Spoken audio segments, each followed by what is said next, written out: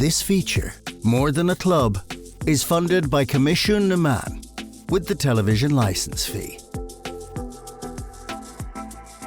So for our latest episode then of the Club Profile series, you can probably hear we're not in studio. We've come to the famed market house here in the town of Milltown Malbay to talk to the Clonbony GAA club. When you mention that name, Tom Malone is always synonymous with it. I'm delighted to have his son Sean with us here, a man that's keeping the club going at the moment as well indeed. Sean, thanks for taking the time to have a chat with us. Firstly, when we sort of arranged this, the idea was in the head, come to the market house, the name of Tom Malone. It's an area, it's a building that brings back so many memories. Oh, for sure. Outside of the club at all. He was like the little red hen in a lot of ways. He was a queer hawk kind of entrepreneur in so many ways. He ran a cinema and theatre on the first floor and different things down through the years on the ground floor. It was the old market house, built originally in the 1700 or 18 mid 1800s by Maroney, the landlord in Spanish Point, and he acquired it then from my father acquired it from the Land Commission in the 50s, and he started developing different things after that about it. We used to have our club meetings here going back in the day, our AGMs and different things, and the club was set up in 1936, so this is a very significant year for us, it's our 90th year, and we're looking in with whoever be still walking around in 10 years' time to our 100th, and so it's a very exciting time for the club, and we're going very well, underage-wise, and at our level, particularly in hurling. Our football has fallen back a bit, but we've had great days in the past with that too. Talk to me a bit about how Clonbony came about as an idea then, or what was the genesis for it? My father and others like Teddy Flanagan and Martin Talty, people like that, they used to congregate in Green's cottage up in Clonbony, and they were involved in every old kind of development, no more to any other youth, like. And you had a team in Glendyne, I think at the time. You had a team in Renine as well around that time, and they put we put it together. And of course we wouldn't want to forget the main club in the parish. Milltown had a club of course, obviously, as well. I don't think Mai was in existence at that particular time, 1936. I think it was later. And we'd have a great affinity with Mai, of course, obviously. So yeah, that was the foundation of it, and they just set up, and they weren't too long in existence, and there was an objection motive towards them. So Tom Malone, Teddy Flanagan and Martin Talty got up on their bikes and they hit for Thurles for a Munster Council meeting to appeal the objection. And a nice trick, like, at that time, in bad bicycles, I was informed, and they stopped in Limerick in which what was no disrespect to the Limerick people.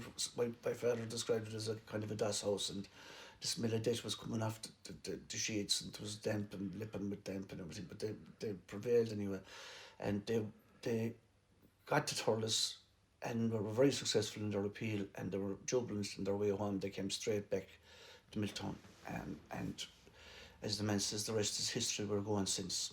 And like that concept of, I suppose, hurling in Milltown, you were quoted in the Clare Champion a couple of years ago. Still, O'Connor still reminds me of it. Yeah. There was hurling in Clonbony before there was hurling in Six Mile Bridge, and I suppose they've done a fair bit since, in fairness to the bridge, we have to give them that much. But like, it has always had a strong root. Oh yeah, amazing. Like, but it's right along West Clare, but there's a great love for hurling. And not at the expense of football either. Do you know what I mean? It's like, because football is still the kingpin in the West, but there is a passion, a passionate love for it, and well before we came along. Do you know what I mean? Like, and well before success came along as well, which is important to note. It's a great testimony to the ones that kept it going right up through the 60s and on into the 70s, and after that, we started getting more coaching and more help from the county board and stuff like that. So, and that has definitely brought us on a long way. Yeah, we'll talk about more of that in a while, but like, again, when you mention Clonbony as a club, there's so many strands to it, and I suppose, look, people listening to me now will know my connection to the club, so I'm kind of talking from an area where you know it, like, but it's not just a hurling club, it's not just a football club. You're talking cross country, brass bands, you're talking ladies football. Give us a flavour of all the little bits and pieces. It was pipe band, and there within that is a story, because like we had association with many different. Our first celebrity wasn't Marty Morrissey. I had the pleasure to play in Ireland with him, and he never forgot us. He never ever forgets us. He's so kind to Clonbony down through the years. Mentioned us in his book at Great Lynch, and had some great anecdotes to share with his readership. Willie Clancy had an association with obviously great friends with Martin Talty, fellow musician, and they were kingpins in helping with the setup of the pipe band. And I remember they were in a fundraiser one time. My father was in it, and a wolf man, Nipple was his nickname. I can't think of his proper name, but and Willie and Martin, and they were fundraising down around Kilkee and Kilrush, and they bought a set of pipes. But they met Johnny Doran, and Willie and Martin, and Willie and Martin got the preferential lodgings for the night. They stayed in the caravan with Johnny, and the rest of them stayed in the tents with the rest of the travellers. But I remember my father speaking fondly of all that, and Johnny Doran was such a gentleman and a fantastic musician, influenced Clancy greatly, you know. But that came about from the pipe band and that kind of thing. And Martin Fox, Sylvie's brother, Sylvie was a great cross-country runner as well back in the day, and Martin ran as well, but he was a real quite shy type, and a bit like you know, Freddie Mercury used to say about when he was a different person off stage, but when he went on with Queen, it was another entity. Martin was a bit like that. He was a very shy individual, but the band gave him another personality, and he was so confident marching up and down the street. You know, it was a nice kind of a plus for somebody that was maybe reserved, and that it helped somebody like that. You know, it was great. But it was a lot of different stories. Different people coming through the house and that kind of thing, you know, connected with either. I'm probably moving along too quickly now, but the ladies' football you mentioned. I remember around the early 80s at a county football board meeting. I'm not sure, I think it was in Milltown, but my father, towards the end of the meeting, he proposed that the county board would look into setting up ladies' football in the place, and he was absolutely left out of the room. You know, it was bizarre, really, when you think in terms of ladies' football today, you know, and where it's come. He wouldn't be left out of it today, now, for example, which is brilliant. It's great, and it's a great that he had some involvement in all that kind of progression, you know.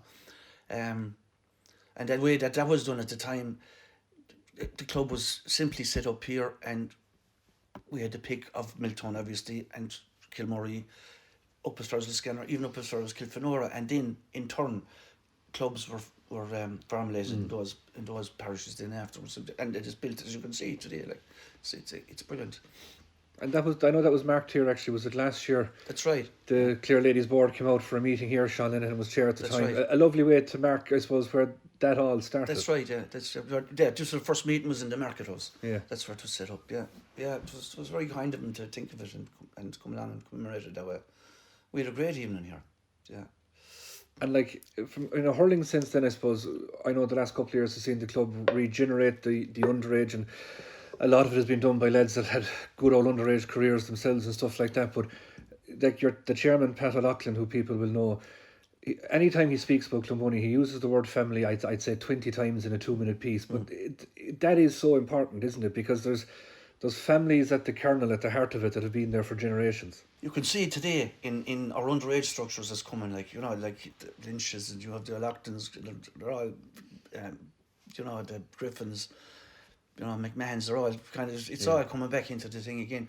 And that's no different to any other parish, I suppose. But like, one of the things it always strikes me about, we have people, obviously from the Kilmurray and from the Milltown parish and from my end, that kind of thing, involved in the club. And that brings another kind of an edge, because you have your parish, where your parish is, but this is your club, this is your hurling club anyway, at least, you know what I mean? And there is such a bond within that and Patrick is right when he describes it like as a family type thing, because like you can see it at any level. We die for one another, like, do you know, and we play hard, and we party hard as well, I suppose, which just kind of helps the bonding thing and all that kind of thing. But we've had, particularly my own generation now coming up, we've had some amazing fun with it. Like some of the stories and the crack, a lot of it probably couldn't be heard, but you know, we've had some great, and all innocent fun too, like, you know, which is just fantastic. Great association with West Clare hurling, you know, Bellahan and Kirush, you know, great Innistyman, Aina, fantastic association with Kilnamona, you know, when there were, you know, Frank Cullen and people like that. Great crack down through the years, you know. Yeah, and like, I know that the time there was the West Clare board, it has fallen away now, and like in a lot of ways, isn't it an awful pity that there's not more done to push it forward? I mean, we're sitting here in Milltown, the football home of Conor Cleary, and an Ireland winning fullback. I've often kind of joked with him that, please God, when his days in Clonbony are finished, he might skeet home a little bit closer to home. But like, it does seem like an untapped resource. Now, I know there was actually, and I'll be talking to them later in this series, there's a young fella playing on the under-14 development squad for Clare from Kilkee-Bellaha, and I think he's their first, you know. But that'll tell you, the big oak and the little acorn and all the rest of it, it's certainly an untapped mine at the moment. Oh, yeah, absolutely. I mean, like, that's it. Like, I mean, Conor and Owen, both of them, like, they were a testimony to what can be achieved. Do you know what I mean? And I know, like, we couldn't cater for them. We couldn't bring them on to the levels that they were going to, and fair play, you know. But they it wasn't just Kilmaley did it. You know, they worked really hard, and their parents worked really hard to bring them where they were. And, you know, there's nobody in this whole area, anyway, for definite, that have not but pride for them. And the realisation that achievement is possible, you know, with the right direction, the right determination. You know, it doesn't matter where you're from, you know. Talk to me a bit about the cross-country element, because again, it's all within the Clonbony banner, and there's not too many GA clubs would have gone down that road. I know we have Kilmurray Brick and North Clare here in this area with James Sexton and Sue, but from a Clonbony cross-country perspective, talk to me about that. Well, sure, it was affiliated with NACA, it's a 32 county organisation, and it would have been particularly, again, around the mid-60s, it would be blossomed on into the 70s. There was some upset at a meeting in a cross-country meeting, I think in Rouen or something, and there were, you know, the word was that they were wrong done the same day, and they set up the club then with the BLE, and that was how Kilmurray started. Now it has taken on its own manifestation since. But the time when Willie Keane and his head, you know, Michael Gorman would have been running at that time, and he would be one of the ones that stand out. Then PJ Lynch, your grandfather, was a key member at that point, and Jimmy McMahon and Donny Curtin, Jerry Harden, Michael McKee, they would have been key at that particular era, 70s, and then Jimmy and Michael and Jerry would have been involved in it coming on into the 80s, and that was when, we'll say, the next crop was coming up, like the Griffins, Michael and Thomas, unbelievable. We won all Ireland's with that batch. Martin Lynch, Paul Burke, Martin Herr, Aidan Maloney, C. Sexton and Patrick T. Sexton, you know, all that bunch. And forgive me now if I'm leaving out names there, it's just that the old brain isn't working as well as it used to. But isn't it a testament to the, I suppose, the love people had for Clonbony as a club, that all these strands not only were formed but ultimately blossomed? Oh yeah, they did, yeah, in their own way and at different times. Do you know, like, I suppose because we had, you know, you're aware of the dual players. Well, we had kind of triple and quadruple players. You could be swinging off of a bass drum with the band, running across country and being handed a hurley, you know, in the evening, and then play football the following day. Do you know, it was that, but of course I'd say that bonded people, and it, you know, there was so much of an element of fun about the whole thing then as well. You know, there wasn't other distractions. Do you know, I think that was a big part of it as well. Do you know, that was our fun. I remember the band went to play at something above, and I was living in Dublin at the time. This would be going into the 80s now. Himself said to me, you know, we'll organise a bit of breakfast there when we get up, and I used to be going to these different places, you know, but as it happened, I was friendly with this restaurant, but it was vegetarian. And of course, like as anyone knows, like it has to be, you're full Irish. And in fairness to them, like it was sacrilege to these people to put bacon or sausages into even their utensils they'd be cooking in. But they strained the pint and did it. But jeez, it still didn't hit the mark. There was murder in that. I think they had to organise something on the way back again then to compensate for the poor breakfast. But that was funny, and a lot of different ones. Like Alan Burke, he was a drummer. He was a side drummer. He's a great drummer now with rock bands and stuff like that, And there was another guy that he was a piper with the band. He went to America, and he was trying to get into the unit to get a job and this kind of thing. Stuff was the way it was carpenters or whatever. And your man came up to him, the guy that was hiring, and that kind of thing. He says, "Okay, we've got a pipe band. Do you know anything about music?" "Oh, I play the pipes with the band at home." He said, "Okay, give me 5 minutes. I'll be back." Went down, came back. "Here, that's your social security. That's your number. You're hired." And he went off again, and your man went, "Thank you, Clonbony."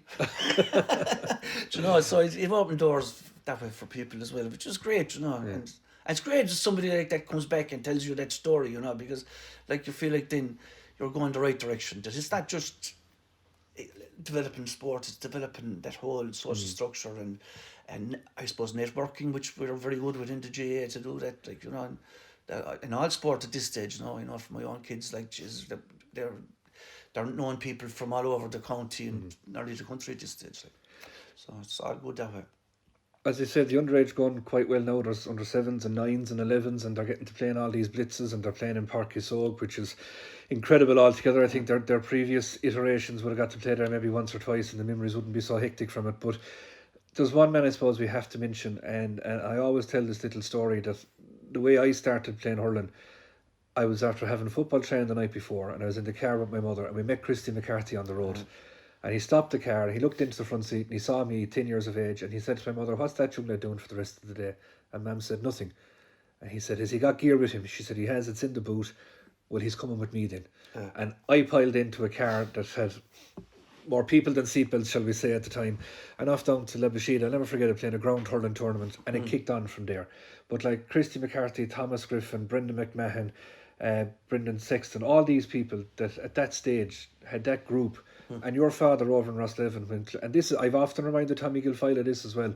Clonbony beat Fecal in an under-14 D final over in Rosslevin, and Tommy was over the team. And I've often hopped it off him after. But your father, I'll never forget it, at 13 years of age, came into the dressing room that evening, and he said, "Lads, if I die tonight, I'll go a happy man to see Clonbony County champions." Now, thankfully, he didn't go for many, many years after. But like that was such a fantastic starting point of that generation. Oh yeah, absolutely. And I mean, charismatic comes to mind when you were talking about Christy. Like, I mean, really and truly, I'm humbled to be sitting opposite you. It should be Christy or Thomas or those fellas, because they're inspirational as well within the club. That's the thing. They're really looked up to, and I said, Jesus, where would you start talking about Christy? Do you know what I mean? And like, the one thing about it, that if you're at a gathering and he speaks before you, that's it. You might as well be gathering your kid up and hitting away towards the counter, because you'll never follow a speech that he'll make, or a few words. Do you know what I mean? Because he just has the way, and he captures that whole ethos. Do you know, like, he was saying, we're kind of a happy club, aren't we? And of course that reverberates around, in the whole thinking of it. But oh yeah.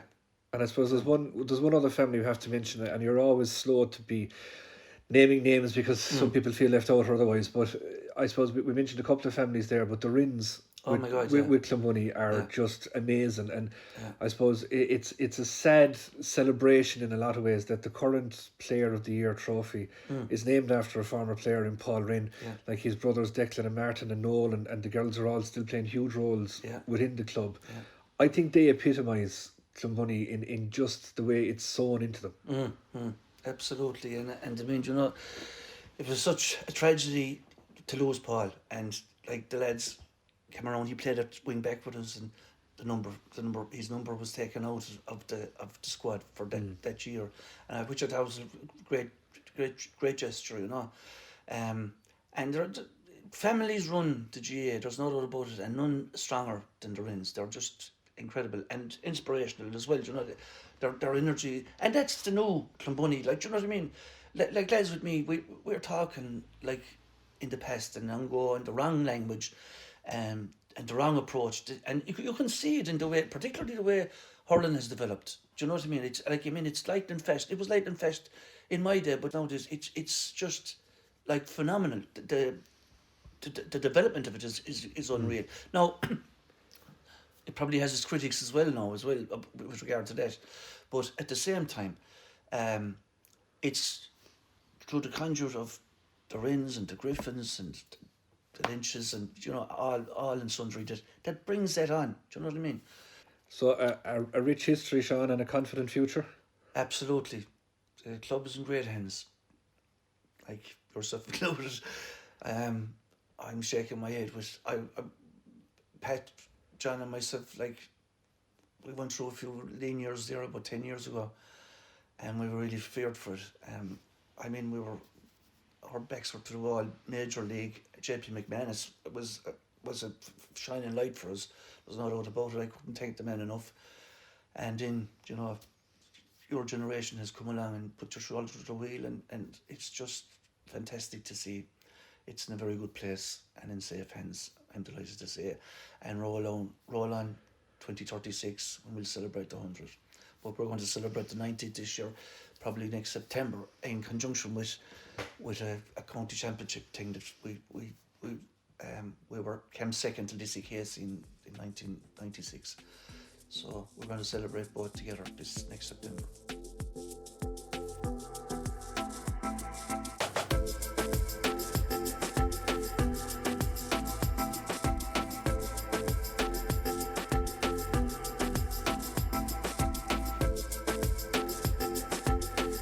This feature, More Than a Club, is funded by Commission na Man with the television licence fee.